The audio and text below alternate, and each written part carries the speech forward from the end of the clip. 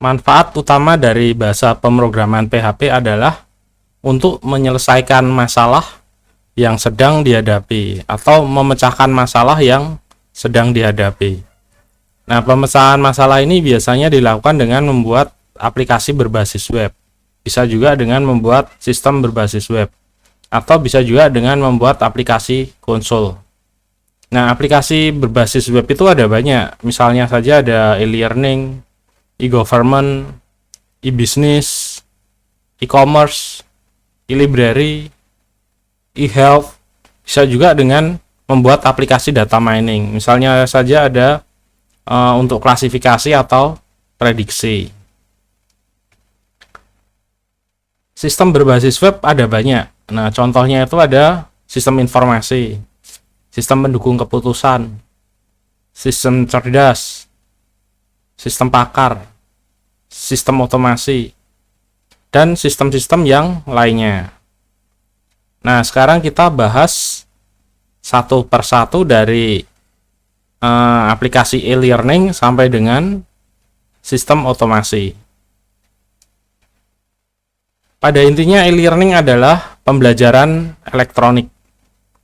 Nah, e-learning ini bisa berisi tentang rencana pembelajaran, presensi, materi pelajaran, tutorial, latihan, ujian, analisis soal dan jawaban, serta laporan. E-learning dapat digunakan untuk sektor formal maupun informal. Kalau yang formal misalnya untuk PAUD, SD, SMP, SMA, SMK, bahkan sampai perguruan tinggi, atau jenjang-jenjang yang setara. Kalau yang informal misalnya untuk bimbingan belajar. E-government adalah pemerintahan elektronik. E-government ini bisa untuk membantu melayani masyarakat dalam hal administrasi, mungkin juga perizinan, bisa juga untuk membuat laporan kepada masyarakat agar lebih transparan. E-bisnis pada intinya adalah bisnis elektronik. E-bisnis dapat meliputi pembelian, manajemen rantai pasokan, pemrosesan order, penanganan pelanggan, kemudian pelayanan pelanggan, sampai dengan kerjasama dengan mitra bisnis. E-commerce adalah perdagangan elektronik, baik dari pemasaran, penjualan, maupun pembelian. E-commerce ini dapat menjembatani perdagangan antara bisnis to bisnis.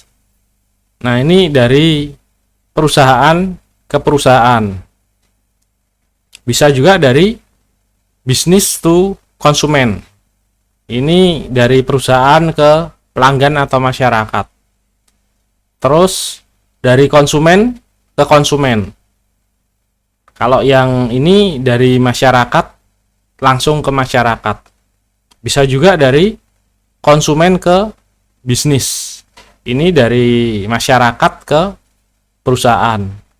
Bisa juga dari bisnis ke administrasi publik. Nah, ini bisa dari perusahaan ke pemerintah. E-library. E-library adalah perpustakaan elektronik.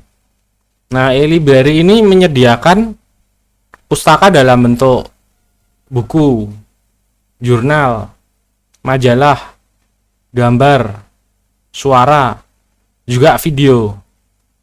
Nah, pustaka ini berbentuk file elektronik yang dapat dipinjam atau disewa oleh pelanggan atau anggota perpustakaan digital. E-health. E-health adalah kesehatan elektronik. E-health ini dapat menyediakan layanan pendaftaran, penjadwalan, kepegawaian, konsultasi, rekam medis, persepan, sampai dengan laporan. E-health ini dapat dimiliki oleh praktek dokter pribadi, klinik, mungkin poliklinik, puskesmas, sampai dengan rumah sakit. E-health mungkin juga dapat diterapkan pada apotek. Aplikasi data mining adalah aplikasi yang dapat menemukan informasi baru dari data yang sudah ada. Nah, PHP ini dapat membuat aplikasi data mining menggunakan banyak metode. Misalnya saja metode klasifikasi, clustering, asosiasi, regresi, forecasting, sequence analysis, deviation analysis, atau menggunakan metode-metode yang lainnya. Aplikasi klasifikasi merupakan bagian dari aplikasi data mining. Nah, aplikasi klasifikasi ini adalah aplikasi yang dapat mengelompokkan hal tertentu berdasarkan atribut tertentu. Nah, PHP dapat menerapkan banyak metode klasifikasi, baik yang supervised itu terbimbing, atau yang unsupervised, yang tidak terbimbing. Metode yang diterapkan dapat banyak, bisa banyak metode. Misalnya saja ada regresi, naive bias, nearest neighbors, decision tree, random forest, support vector machine, dan juga metode yang lainnya. Nah, aplikasi prediksi juga merupakan bagian dari data mining. Pada aplikasi prediksi kita dapat memperkirakan kejadian yang akan datang berdasarkan data yang dimiliki. Nah, data ini berupa kejadian yang sudah terjadi pada masa lalu. PHP dapat menerapkan banyak metode untuk memprediksi. Misalnya saja ada metode chart, ID3, C45, atau metode yang lainnya. Sekarang kita membahas yang sistem berbasis web. Pada intinya, sistem informasi adalah sistem yang dapat mengubah data menjadi informasi. Nah, PHP ini dapat digunakan untuk membuat berbagai macam sistem informasi. Misalnya saja ada sistem informasi akademik. Nah, itu sistem informasi yang ada di dunia pendidikan, misalnya saja ada di sekolah, di perguruan tinggi. Bisa juga untuk membuat sistem informasi kepegawaian, mungkin untuk di perkantoran, atau di pabrik, atau di perusahaan. Bisa juga untuk membuat sistem informasi penjualan. Ini biasanya di toko-toko atau di department store.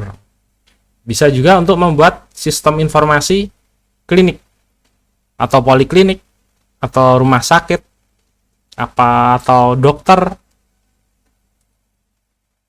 Berikutnya adalah bisa untuk membuat sistem informasi perpustakaan dan juga sistem informasi yang lainnya.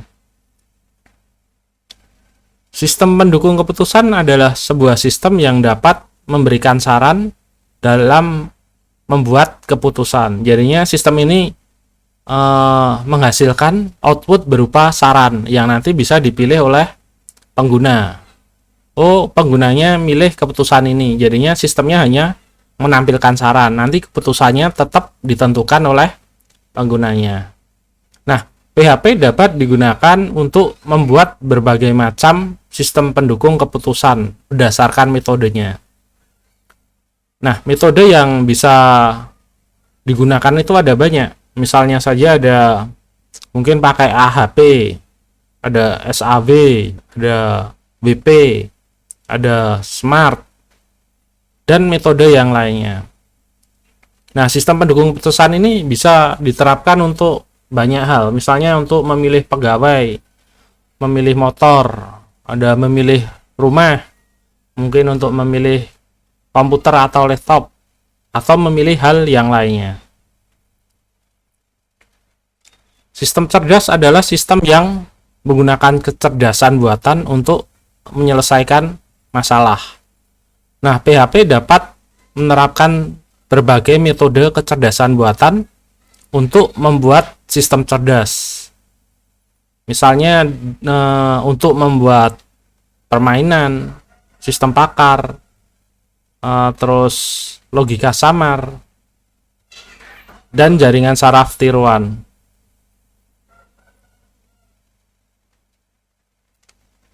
Sistem pakar merupakan bagian dari sistem cerdas. Sistem pakar dapat menerapkan logika atau pengetahuan pakar untuk menyelesaikan masalah. PHP dapat menerapkan berbagai metode dalam sistem pakar untuk menyelesaikan masalah. Misalnya saja metode forward chaining, backward chaining, terus ada best first search, terus ada breadth first search, kemudian ada depth first search, terus ada rule based reasoning, ada case based reasoning, ada juga certainty factor, dan juga metode-metode yang lainnya. Sistem otomasi adalah sistem yang dapat melakukan pekerjaan sistem secara otomatis. Nah, pekerjaan ini dilakukan secara otomatis berdasarkan data yang dimiliki oleh sistem. Misalnya saja untuk menjawab SMS, WhatsApp, Telegram, chat, atau email. Bisa juga untuk membuat sistem yang secara otomatis mengirim SMS, WhatsApp, Telegram, chat, atau email. Nah, PHP mendukung pembuatan untuk sistem otomasi ini.